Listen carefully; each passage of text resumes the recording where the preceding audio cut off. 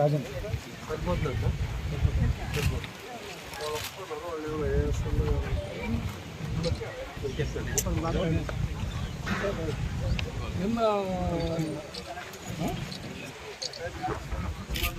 గుర్తు పెట్టాల్సింది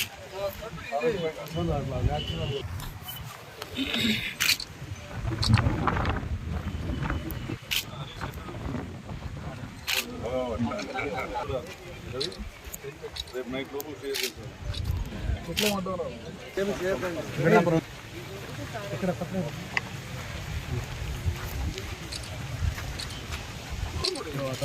ఇది వెనక్కి రాయా వెనక్కి రా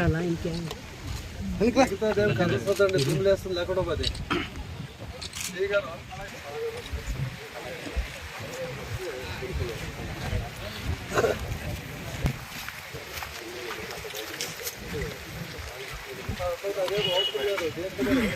పొలం ఏం అవసరం లేదు అవసరం లేదు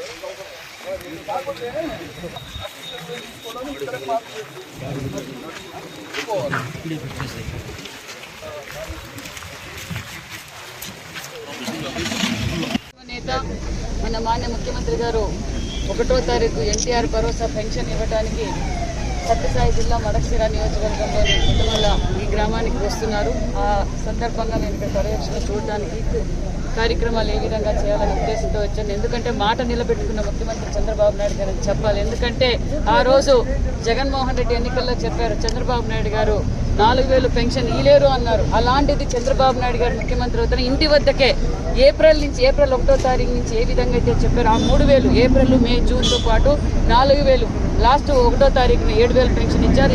ఈసారి కూడా 1వ తారీఖు ఇంటి వద్దకే పెన్షన్ స్వయాన చంద్రబాబు నాయుడు గారే ఈ ప్రాంతానికి వచ్చి ఇస్తున్నారనే విషయాన్ని కూడా తెలియజేస్తున్నారు. ఎందుకంటే రాష్ట్రంలో ఎంత సంక్షోభం ఉందో మీ అందరికీ తెలుసు.